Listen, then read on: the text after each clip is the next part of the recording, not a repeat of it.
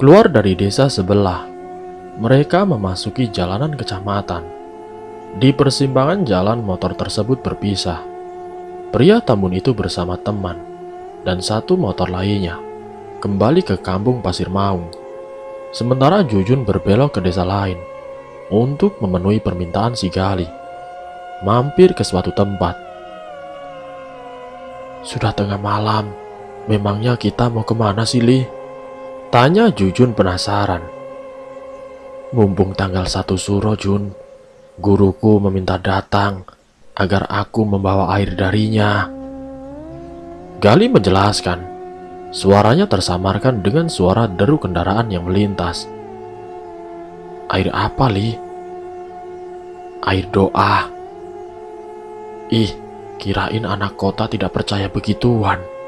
Ejek si Jujun. Orang kota apanya? Aku tetap orang Pasir Maung. Di kota cuma numpang buat cari ilmu saja. Tetap saja. Setidaknya pikiran kamu terbuka. Toh aku aja tinggal di kampung, sudah tidak percaya begituan. Potong si Jujun. Tapi adanya kejadian gaib yang dilakukan tetangga sendiri masih bikin kamu tidak percaya. Ungkap si Gali. Nah, iya juga ya. Bingung jadinya gue. Gali tertawa. Lagi-lagi tawa lelaki itu tersamarkan dengan berisiknya suara mesin yang melintas di jalanan desa. Padahal hampir tengah malam, tetapi aktivitas warga yang berprofesi sebagai pembuat bata merah masih terus beroperasi sampai pagi buta. Kini tibalah di ujung perkampungan. Jujun dikagetkan dengan sebuah rumah yang begitu megah. Di depannya terdapat patung kuda yang berdiri dengan kedua kaki belakangnya, sementara kaki depan terangkat ke atas, seperti hendak menerjang musuhnya. Rumah bercat putih itu berdiri persis di depan pemakaman umum. Jujur Jujun merasa ketakutan, terlebih saat itu suasana sedikit mencekam. Gali turun dari boncengannya, lalu mempersilahkan Jujun untuk memasukkan motornya. Ada dua pilar putih yang megah di depan rumah. Pilar yang paling kecil dililit ular piton. Jujun hampir saja melompat takut. Sampai akhirnya Gali menjelaskan, itu hanyalah patung, sama halnya seperti kuda. Kemudian Gali mengetuk pintu beberapa kali. Tidak lama kemudian, seorang perempuan membuka pintunya dan mempersilahkan dua orang itu untuk masuk. Tunggu di sini ya, tidak lama kok. Jujun mengangguk. Lelaki itu mengawasi keadaan rumah yang kosong melompong, karena hanya ada sofa tunggal di ruang tamu yang kini dia duduki. Sementara ruangan besar yang masih bisa dia lihat benar-benar tidak ada apa-apa. Padahal dia mengira rumah semewah ini pasti dipenuhi dengan furnitur yang tidak kalah megah. Jujun kembali menunduk. Lelaki itu bersandar dan merasa nyaman karena punggungnya terlalu lelah mengejar Mang Bilal dari sore. Jun, panggil si Gali. Membuat Jujun yang terbejam sejenak, terperanjat karena terkejut. Iya, Li. Ada apa? Tanya Jujun. Ayo, ngapain di rumah orang? Keburu ngantuk? Atau mau cuci muka dulu? Tidak apa-apa, tidak usah. Nanti juga tersapu angin seger lagi. Gali mengangguk, lalu berjalan mendahului si Jujun. Di tangannya kantong kresek berisi botol dan juga sesuatu dalam kresek lainnya dengan bentuk kotak. Kamu bawa air sama apa, Li? Tanya Jujun penasaran. Kepo kamu, Jun. Jujun mencibir, menyalakan motornya, lalu keluar dari gerbang besar dan bangunan megah itu. Perjalanan dari rumah sang guru ke kampung Pasir Maung ternyata memakan waktu hampir 2 jam. Bukan karena jaraknya yang jauh, melainkan kondisi jalan yang tidak bersahabat dan juga motor yang kehabisan bensin. Untung saja ketika motornya mogok, jarak ke tempat itu ke pom bensin eceran tidak begitu jauh. Mereka harus berjalan kurang dari 30 menit saja. Namun sesampainya di kampung Pasir Maung, ada yang tidak biasa. Menjelang subuh seperti sekarang ini, biasanya kampung sedang sepi-sepinya. Tetapi ini berbeda. Lampu musola menyala dan banyak orang di sana. Selain itu, orang-orang hilir mudik menuju jalan arah villa. Jujun bertanya-tanya, sementara Gali sudah mengetahui yang sebenarnya. Karena sebelumnya, dia sudah melihat Aji ditemukan di saung atau gazebo dekat villa. Semakin dekat, suasana duka semakin terasa. Terdengar tangisan memilukan, beriringan dengan lantunan ayat suci dari dalam musola. Jujun segera memarkirkan motornya dan melihat ke dalam musola. Sementara Gali memilih pulang terlebih dahulu untuk menyimpan apa yang dia bawa dari rumah sang guru. Sedangkan di dalam kamarnya, Mesta sama sekali tidak bisa memejamkan matanya. Pada situasi ini, justru Mesta ingin sekali bertemu dengan Neneng Sinden, sekedar berterima kasih atas petunjuk yang tidak pernah bosan dia berikan kepada Mesta. Tepat pukul 4 subuh, Mesta memaksakan diri untuk bangun. Dilihatnya sang bibi yang terlihat begitu stres, meringkuk di kursi jati dengan bantalan busa setebal 8 cm. Dia buru-buru mengambil selimut dan menutup tubuh ringkinya dengan selimut itu. Pintu samping tertutup. Untuk pertama kalinya, Mesta merasa sedih dengan keadaan itu. Dia berjalan ke arah dapur, membuka lemari, dan mengambil bokor sirih. Tanpa ragu, Mesta menyimpan bokor itu di tempatnya, semata agar dia datang dengan menjatuhkan bokor itu, seperti biasanya. Tidurlah, tugasmu sudah bagus. Mesta berbalik. Tidak ada siapapun di sana. Diliriknya sofa tempat bibi berbaring. Dia masih tampak terlelap di sana. Tunjukkan dirimu sekali saja, tantang si Mesta. Tetapi dia tidak menampakkan diri sama sekali. Dering ponsel dari kamarnya membuat Mesta terkejut. Buru-buru dia meraih ponselnya dan melihat nama Gali pada handphonenya. Iya, ada apa, Li? Tanya Mesta. Aku tahu kamu belum tidur. Aku cuma mau nanya, bibimu ada di sana? Mesta kembali melirik Bi Marni. Lantas dia mengangguk, seakan-akan Gali bisa melihat anggukannya. Iya, Li, ada kok. Syukurlah. Pencarian Mang Bilal sepertinya akan diserahkan kepada yang berwajib. Seiring dengan ditemukannya jenazah anak-anak, mungkin bisa dijadikan bukti bahwa Mang Bilal menumbalkan mereka demi kepentingan pesugihan yang dia ikuti. Mesta merasa sedih. Sejujurnya meskipun Mang Bilal terkadang menyebalkan, tetapi dia baik dan perhatian. Sayang sekali keserakahannya membuat dia gelap mata dan melakukan hal-hal yang tidak beradab. Memangnya bisa diperkarakan, Li? Tidak tahu juga. Namanya juga usaha. Maaf ya, karena itu keluargamu. Kuharap kamu tidak marah padaku dan juga warga yang berusaha menyebloskan dia ke penjara. Meskipun saudara sekalipun, jika berbuat salah ya salah. Kita hidup di negara hukum dan harus menegakkan hukum dengan patuh. Mesta ingin sekali melihat ekspresi Gali saat ini. Dia hanya bisa membayangkan dengan mendengar suaranya. Ya sudah, aku di musala. Habis sholat subuh, pemakaman akan dilaksanakan. Kenapa pagi-pagi sekali, Li? Tanya si Mesta. Padahal dia ingin ikut ke pemakaman. Lebih cepat lebih baik, tak? Sambungan telepon ditutup. Mesta duduk di ujung tempat tidur. Lalu perlahan, kesadarannya telah menghilang. Cahaya terang tiba-tiba menyilaukan matanya.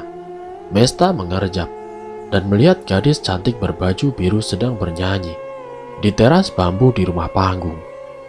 Rambutnya panjang sepinggang, hitam legam dan bercahaya.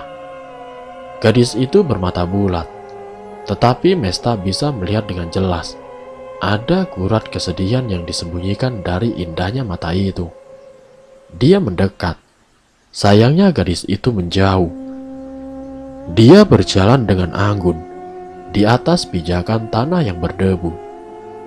Manakala sandal yang terbuat dari kayu itu nampak di tanah, maka debu mengambang sekitar 10 cm dari permukaan tanah. Gadis itu membuat Mesta berusaha keras untuk mengingat seseorang. Sayangnya semakin jauh dia berpikir, semakin kabur ingatannya. Melewati rumah-rumah bergaya lama, Mesta terus mengikuti sosok itu hingga dia tiba di jalan utama menuju villa yang dia tempati. Namun suasana jelas berbeda.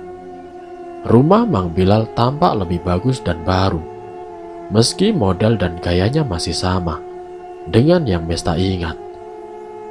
Tidak ada rambatan daun sirih di benteng jalan setapak menuju villa, yang semua nyaris tidak dipagari. Mesta berlari, kala melihat kerumunan. Dia melihat villa yang sama dengan yang dia tempati. Kebun jeruk yang sama, dan kolam yang sama sekali tidak berbeda. Ada kerumunan di sana, dan seorang pria keluar dari dalam kolam, seraya menggendong gadis berbaju biru dengan rambut panjang. Kepala Mesta tiba-tiba berdenyut sangat nyeri. Sosok itu adalah sosok yang sama dengan gadis yang sedang bernyanyi di depan rumah panggung tadi. Di dalam gendongan lelaki bertubuh kurus, gadis itu sudah tidak bernyawa. Mesta kembali ingat dengan jenazah Mita yang baru saja diangkat dari kolam beberapa waktu lalu. Keadaannya sama persis. Di tengah sakit kepala yang begitu menyiksa, Mesta menyadari sesuatu. Gadis berbaju biru dengan rambut hitam legam adalah Nenek Sinden. Mesta seakan mendapatkan gambaran bagaimana caranya dia kehilangan nyawa. Cahaya terang kini kembali menyilaukan mata Mesta, diikuti telinganya yang berdengung, serta rasa sakit di kepala. Dia membuka mata, dan ternyata ada di kamarnya. Dilihatnya jendela. Hari sudah siang. Sarapan seperti biasa sudah terhidang di meja, tetapi Bi Marni tidak ada di villa. Kejadian semalam sungguh membuat Mesta lega sekaligus kebingungan. Lega karena pada akhirnya semua misteri terpecahkan. Bingung karena dia sendiri masih tidak menyangka bahwa Mang Bilal adalah biang kerok dari semua kejadian di kampung Pasir Maung ini. Kini terdengar ketukan pintu berkali-kali. Selain itu namanya terus dipanggil. Tanpa ragu-ragu, Mesta keluar dan membuka pintu. Sungguh tidak terduga, ayah dan juga ibunya berdiri di hadapan Mesta. "Ibu," pekik si Mesta. Dia menghambur di pelukan ibunya dan menumpahkan segala rasa takut yang selama ini dia pendam sendiri. "Kamu kuat, kamu hebat, Nak. Ayah dan ibu sudah mendengar semuanya dari warga di depan. Ibumu terus-menerus memaksa untuk menyusulmu karena merasakan firasat yang buruk." "Iya, Nak. Berkali-kali ibu mimpi kamu didekati makhluk jahat yang hendak membawamu ke dunianya." Kemudian Mesta membawa kedua orang tuanya untuk duduk. Tadinya Mesta mau ikut ke pemakaman, Bu, tapi malah ketiduran. Rencananya siang ini saja Mesta pergi ke rumah duka. Ibu mau ikut? Tanya si Mesta. Ibu lelah, Nak. Perjalanannya terlalu panjang. Saking kangennya sama putri ibu. Ibu separuh usia itu tersenyum mengelus leluasa rambut Mesta. Kini kedua orang tuanya Mesta akhirnya tahu bahwa Marni juga ikut menghilang. Padahal Mesta melihat bibinya, merasa kasihan. Setelah beberapa lama berbincang, Mesta pamit untuk mandi. Namun dia dikejutkan dengan selembar surat yang sengaja ditinggalkan oleh Marni di dekat tempat tidur Mesta. Mesta sayang, Bibi tahu ketika kamu membaca surat ini, Bibi sudah tidak ada di sisimu. Apalah artinya hidup Bibi di kampung ini tanpa separuh nafas Bibi? Apa artinya hidup kala belahan jiwa yang Bibi cintai menderita di luar sana? Rasa percaya orang-orang kampung juga sudah sirna, seperti debu yang tersapu air hujan. Bibi dan mamangmu harus menanggung sesuatu yang dituduhkan. Terserah kamu berdiri di pihak mana. Yang pasti suatu saat ketika kebenaran terungkap, dengan senang hati kami berdua akan memaafkan semuanya. Tolong jaga Lili dengan baik. Sampaikan salam Bibi kepadanya. Jangan kasih dia pepaya. Biasanya kotorannya mencair jika makan pepaya. Dia suka menangis kalau perutnya sakit. Mesta sayang, kampung Pasir Maung tidak baik untuk kehidupanmu. Jika sudah berbesar hati menerima takdir, pulanglah ke tempat asalmu. Di sini kamu tidak akan menemukan kebahagiaan selain rasa takut dan cemas yang berlebihan. Bibi kembalikan kunci rumah, kunci villa, dan beberapa catatan sawah yang Bibi garap dan beberapa warga yang menggarap. Sampaikan terima kasih kepada kedua orang tuamu yang sudah memberikan hidup yang lebih baik untuk kami yang tidak punya apa-apa. Semoga hidupmu bahagia. Maaf dan salam sayang dari bibimu. Tertanda Marni. Mesta melipat kembali lembar surat yang ditulis dengan rapi. Kemudian dia duduk dan menghapus air matanya yang jatuh. Dari apa yang dikatakan Marni pada suratnya, dia tahu Marni begitu tulus. Meski dia masih yakin bahwa Mang Bilalah yang mengatur setiap kejadian demi menguasai tanah wakaf. Masa ia ada orang lain selain keluarga yang ingin menguasainya? Kini Meta, Dion, dan Laras telah dikebumikan di kebun bambu. Makamnya sengaja bersisian. Dion di tengah, sementara Meta dan Laras di kiri kanannya. Bunga rampai menutup seluruh permukaan tanah kuburan mereka. Botol kaca dibiarkan dekat nisan yang terbuat dari papan. Sebenarnya perjalanan hidup mereka masih sangat panjang. Sayangnya takdir berkata lain. Mereka harus merelakan nyawanya menjadi tumbal pesugihan yang begitu keji. Ditemani Lili yang anteng di pelukannya, Mesta berjalan sendiri di tengah hutan bambu. Perjalanannya diakhiri ketika dia menapaki jalan setapak dengan paving block yang diatur sedemikian rupa. "Punten, Mak, mau nanya, rumahnya Aji di mana ya?" tanya Mesta. Perempuan yang Mesta panggil Mak itu menunjuk sebuah jalan. Mesta berterima kasih, kemudian berjalan menuju jalan yang ditunjuk. Suasana duka masih begitu kental terasa. Bendera kuning menjadi petunjuk jalan menuju rumah Aji. Bukan tempat Aji yang berduka, melainkan rumah Dion yang berada tepat di samping rumah Aji. Sebelum menemui bocah lelaki itu, Mesta terlebih dahulu menemui orang tua Dion, mengucapkan bela sungkawa, dan memberikan santunan.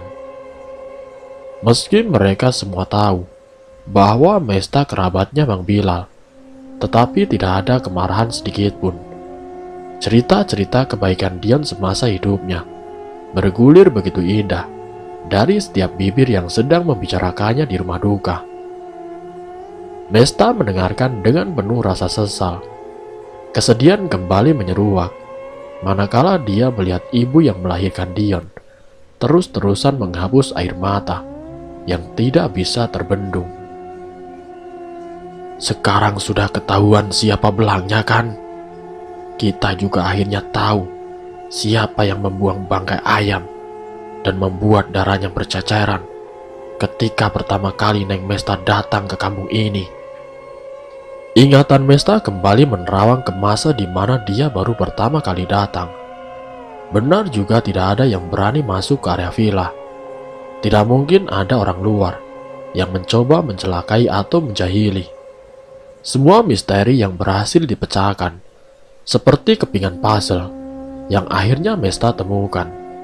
Sangat masuk di akal jika Mang Bilal berusaha meneror si Mesta ketika pertama kali dia datang, agar Mesta tidak betah tinggal di sana lama-lama. Semua warga juga percaya bahwa adanya Nenek Sinden adalah rekayasa dari Mang Bilal demi menakut-nakuti semua orang. Ini adalah satu-satunya hal yang Mesta tidak percaya. Jelas-jelas perempuan itu sering didatangi, bahkan seperti sedang ingin menunjukkan penyebab kematian perempuan itu. Mesta dihadirkan dalam mimpi, seolah-olah dia kembali ke masa lalu. "Ibu yang sabar ya, maafkan saya," ucap si Mesta. Setelah itu dia berpamitan untuk menemui si Aji. Remaja bertubuh tinggi itu terlihat lebih tegar ketika dia ditanya-tanya di villa. Berbeda dengan keadaannya sekarang, terlihat begitu memprihatinkan. Ibunya selalu berkata, Aji sering menangis atau diam-diam berteriak, mengagetkan semua orang. Ceng Amin sudah meruqyah sekali, tapi Aji tidak kuat. Dia muntah hebat sampai tidak sadar. Ceng Amin memutuskan untuk berhenti sampai fisik Aji kuat, ungkap ibunya Aji. Mesta duduk tepat di samping Aji. Rumahnya yang sederhana membuat lelaki itu harus dibaringkan di ruang tengah. Coba kalau Aji tidak ngajak Dion nyari belut, semua ini tidak akan terjadi kan? Tanya Aji kepada Mesta. Perempuan itu mengerti bahwa Aji menanggung penyesalan yang begitu besar. Mesta memegang tangan kurus Aji. Rasanya dingin sekali. Dia lalu bercerita tentang banyak hal demi menghibur Aji, agar lelaki itu tidak terus-menerus terpuruk dalam kesedihannya. Di tanah wakaf, Ceng Amin beserta kedua orang tua Mesta dan juga sesepuh kampung Pasir Maung mengadakan doa bersama. Air yang ada di kolam itu dihabiskan sampai tersisa lumpur. Semua dilakukan agar air dari mata air kembali suci. Sementara itu Ceng Amin berusaha mencari buhul-buhul yang tertinggal di sana. Ada sekitar 18 buhul yang ditanam di penjuru kolam besar itu. Dengan ilmu yang dimiliki, Ceng Amin berhasil mengeluarkan semuanya. Di tepian kolam, lelaki itu membuka si buhul-buhul, kemudian memusnahkan benda itu dengan cairan najis, kemudian dibakar tepat di tengah kebun jeruk. Tukang memperbaiki dan membongkar pagar pembatas yang dibuat oleh Mang Bilal demi keamanan. Kedua orang tua Mesta menggantinya dengan benteng, tetapi diperbaiki pintunya sebagai akses yang bisa dilalui siapa saja. Tidak menyangka Bilal ingin menguasai, celetuk ibu Mesta. Yang namanya warisan sifatnya memang panas. Bilal juga diberi sebidang tanah oleh bapak, meski sebenarnya dia bukanlah anak dari bapak, hanyalah keponakan. Jangankan Bilal, saya saja sebagai anak kandung bapak diharamkan untuk menguasai tanah ini, apalagi menggantinya seperti yang akan Bilal lakukan. Ayah Mesta yang terlihat begitu berwibawa berjalan sambil terus mengawasi sekitar tanah wakaf. "Mesta mau kita bawa pulang lagi?" tanya sang istri. "Kampung ini terlalu berbahaya buat anak kita. Sebaiknya biarkan dia tumbuh di ibu kota. Kalaupun harus jauh dari Aziz, kita kirim sekalian Mesta untuk melanjutkan pendidikan ke luar negeri." Perempuan separuh usia itu terlihat begitu lega. Orang tua mana yang mau hidup dalam bayang-bayang kekhawatiran? Mesta berada di tempat ini membuat dia merasa resah, tidak bisa tidur dari malam ke malam. Sedangkan dengan Mesta ketika sedang asik berbincang dengan Ibu Aji mengenai sejarah berdirinya kampung ini, Mesta dikagetkan dengan tingkah laku Aji yang tiba-tiba berteriak histeris karena ketakutan. Mesta termangu melihat pemandangan itu. Ternyata apa yang diceritakan oleh ibunya benar-benar terjadi dan terlihat di depan mata Mesta. "Apa yang kamu lihat, Ji? Apa?" Ibunya ikut histeris, saking paniknya melihat keadaan sang anak yang sangat memprihatinkan. Aji menunjuk ke arah pintu belakang yang sedikit terbuka. "Ada bayangan pangeran yang sudah mengajak teman-teman. Dia mau membawaku. Tolong selamatkan aku." Aji menutup wajahnya dengan bantal. Dalam keadaan lemas, lelaki itu berusaha berdiri untuk kabur, tetapi berhasil ditahan oleh ibu dan saudara-saudaranya. Mesta penasaran, karena sebenarnya dia juga melihat bayangan hitam itu berada persis di belakang pintu yang sedikit terbuka. Dia lalu bangkit dan memakai sandalnya, mengingat lantai rumah itu masih berupa tanah. Sekali lagi Mesta melihat Aji bergetar ketakutan. Dia terus-terusan menyebut bahwa pangeran berdiri di sana. Setelah mengalami nafas panjang, Mesta berlari memastikan apa yang dikatakan Aji benar adanya.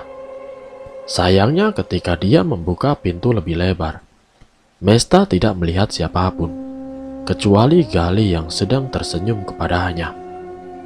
Mesta mundur memberikan jalan, supaya orang-orang di dalam rumah bisa melihat dengan jelas siapa yang datang. Ternyata bukan pangeran seperti yang dikatakan oleh Aji. Terbangun di suasana yang berbeda, Mesta merasa harinya lebih ringan dibandingkan dengan minggu-minggu sebelumnya di kampung Pasir Maung. Dia baru ingat, sudah lebih dari 2 bulan kembali menjalani kehidupan di ibu kota. Hari ini adalah hari ulang tahunnya yang ke-24. Sebagai anak tunggal kaya raya, kedua orang tuanya selalu mengadakan pesta ulang tahun meriah di belakang rumahnya. Setelah memakai jubah tidurnya, Mesta membuka pintu balkon dan melihat progres para panitia dan EO untuk melancarkan pesta ulang tahunnya yang akan dilaksanakan nanti malam. Gaun yang indah berwarna merah muda sudah tergantung di sisi lemari kamarnya. Dia melihat gaun itu, gaun yang sebenarnya hendak dia kenakan ketika pertunangannya dengan Aziz dilakukan. Sayangnya Mesta harus menunda mengenakan gaun itu hingga ulang tahunnya yang ke-24. Tidak ada pertunangan. Mesta berusaha menciptakan cinta yang baru, entah dengan siapa. Kini malam telah tiba. Tamu-tamu yang kebanyakan merupakan kolega bisnis dari ayahnya. sudah berdatangan dengan menggunakan gaun-gaun yang anggun. Pria-pria dengan mengenakan pakaian yang resmi, seperti tengah melainkan aksi mencari pasangan di ajang pencarian jodoh. Ada yang membawa buket bunga, membawa kado-kado barang berharga. Bahkan ada juga yang memberikan Mesta tiket untuk liburan keluar kota. Hampir sebulan berlalu dari kejadian demi kejadian yang terjadi di kampung Pasir Maung. Mesta kini menikmati kembali hidupnya, tanpa teror dan kehadiran makhluk-makhluk yang menyeramkan. Selain itu, dunia pun rasanya lebih terang, karena seluruh ruangan dan bangunan yang ada di sekitarnya menggunakan lampu dan penerangan yang benar-benar terang. Tidak seperti di kampung itu, yang hanya menggunakan bolam, LED murahan, bahkan lampu cempor. Kamu makin cantik saja, tak? Dengar-dengar, kamu mau melanjutkan kuliah ke luar negeri ya? Tasya, teman Mesta, berkata. Iya, ayah memang menawarkan itu. Tapi sudah setua ini, rasanya malas untuk belajar jauh-jauh. Tasya menepuk tangan halus Mesta. Kemudian mereka lanjut berbincang, membicarakan hal-hal yang random, atau sesekali menunjuk rekan kerja ayahnya Mesta, yang terlihat dan tercium aroma uang.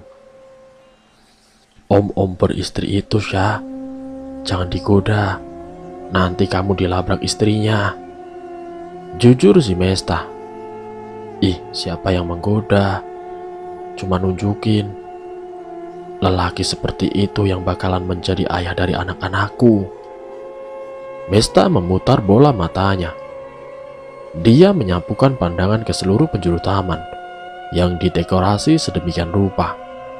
Tidak ada yang menarik hatinya selain kado-kado di sudut ruangan. Acara dimulai, yang mana ayahnya mengumumkan kepada seluruh rekan kerjanya keputusannya untuk pensiun dari dunia bisnis dan kembali ke kampung halamannya di kota Garut. Selain itu, beliau juga mengumumkan bahwa Mesta akan menggantikan dirinya di sela-sela kesibukannya, melanjutkan S2 di Universitas Indonesia. Tepuk tangan riuh terdengar kala kue ulang tahun yang tinggi menjulang didorong petugas sampai di depan panggung. Mesta memejamkan mata, seraya merapalkan harapan-harapannya. Lantas lilin-lilin itu dia tiup. Untuk orang kaya seperti keluarga Mesta, pesta seperti ini bukan hanya sekedar perayaan biasa, seperti halnya perayaan ulang tahun anak-anak dan remaja pada umumnya. Ini adalah pertemuan bisnis yang dibalut dengan kemewahan dan juga kemegahan. Di tengah kemeriahan dan juga hingar-bingar pesta, Mesta menangkap warna yang selalu dia ingat dalam benaknya. Warna biru yang selalu terlihat terang, meski di bawah cahaya bulan. Gelas dalam genggaman, dia simpan asal-asalan, sampai jatuh dan pecah, menimbulkan bunyi yang mengundang banyak perhatian. Mesta menunduk minta maaf, dan mengikuti sosok itu sampai ke dalam rumah. Jantungnya berdegup sangat kencang. Ketakutan yang dia rasakan di kampung Pasir Maung kini dirasakan kembali. Rasanya 2 kali lipat lebih menakutkan, mengingat rumah yang dia tempati sebesar ini. Tidak ada siapapun di sana, selain para pelayan yang sibuk mengisi makanan kosong di meja prasmanan. Lihat orang pakai baju biru kesini, tanya Mesta kepada salah satu pelayan. Pelayan lelaki berwajah datar itu menunjuk ke arah tangga. Selangkah demi selangkah semata menapaki anak tangga. Dia tidak bisa tergesa, mengingat pakaian ketat yang menyiksanya. Tepat di tengah tangga yang melingkar itu, Mesta bisa melihat dengan jelas ke arah puncak tangga. Semakin jelas gadis manis berambut hitam legam dengan baju biru persis seperti baju Melayu. Tunggu, tunggu, Mesta berteriak dengan suara lantang. Dia melepas sepatu hak tinggi yang dikenakan. Lantas perempuan itu setengah berlari mengejar sosok yang hanya dia lihat dari belakang itu. Tiba di puncak tangga, sosok yang Mesta lihat berbelok ke kamarnya. Tanpa ragu Mesta buru-buru menyusulnya. Namun tidak ada siapapun di sana. Dia berusaha mencari keluar kamar, tepat di balkon, mencari ke kamar mandi, balik pintu dan tempat-tempat yang dia yakini ada di sana. Putus asa Mesta kembali ke balkon dan melihat suasana pesta dari atas. Semua nampak bahagia, menikmati jamuan dan hiburan yang disediakan. Namun matanya sekali lagi menangkap sosok itu. Dengan anggun dan gemulai, perempuan muda berbaju biru dengan rambut hitam legam berjalan melewati gerbang rumahnya yang terbuka dengan lebar. Tidak ada waktu untuk mengejar. Mesta menganggap kedatangannya sebagai ucapan selamat karena dia berulang tahun. Anggap saja begitu. Namun ketika hendak keluar dari kamar, matanya tidak sengaja menangkap sebuah benda yang tergeletak di atas tempat tidur. Bentuknya persis seperti kerang yang dimiliki oleh Aji, tetapi terlihat lebih kecil, lengkap dengan rantai berwarna emas yang melingkar. Mesta tersenyum. Rupanya dia datang dengan membawa hadiah untuknya. Sebuah kalung yang indah dengan liontin berbentuk kerang berwarna ungu. Terlihat serasi dengan baju yang Mesta kenakan saat ini. Tak, panggil si Tasya. Mesta yang tengah bercermin seraya memasang kalung itu di lehernya. Ia terperanjat kaget. Kamu dicariin juga? Ngapain sih di sini? Tanya Tasya. Lagi nyobain ini Sya. Dengan takjub Mesta melihat keindahan dari kalung yang dia kenakan. Tiba-tiba saja, setelah mengenakan kalung itu, Mesta merasa aman dan terlindungi. Astaga, kado dari siapa sih? Norak amat. Ini itu seperti kado oleh-oleh kalau kita pergi ke pantai. Ejek si Tasya. Memang benar kalung ini tidak akan sebanding dengan kalung yang Mesta terima dari rekan-rekan bisnis ayahnya. Yang ngasih kalung ini orang spesial, Sya. Sangat spesial. Alah, kirain yang di bawah itu lebih spesial lagi. Goda si Tasya. Hah? Siapa, Sya? Mesta berpikir keras. Siapa gerangan yang mencari dirinya? Ada yang nungguin kamu di bawah. Gila, ganteng sekali. Sumpah ya tak, itu tipe gue banget. Tasya mendramatisir hal itu. Mesta hanya menggelengkan kepalanya. Tidak habis pikir, yang ada di otak Tasya hanyalah cowok dan cowok. Siapa sih Sya? Jadi penasaran aku. Kini keduanya kembali berbaur dengan para tamu di pesta. Mesta mencari sosok tampan yang diceritakan oleh Tasya. Sempat mengira sosok itu adalah Aziz atau mantan-mantannya yang lain. Tetapi hal itu ditepis, mengingat Tasya pasti mengenal siapa saja yang pernah berhubungan dan mendekati si Mesta. Selamat ulang tahun cantik, ucap seorang lelaki. Suara itu terdengar begitu familiar.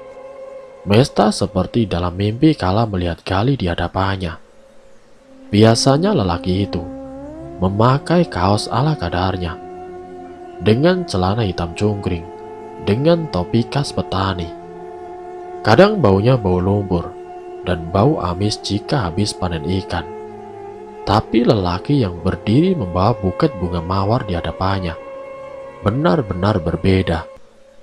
Aromanya tidak beda dengan aroma lelaki yang sering warawiri di kantor ayahnya. Mesta takjub sampai lupa berkomentar.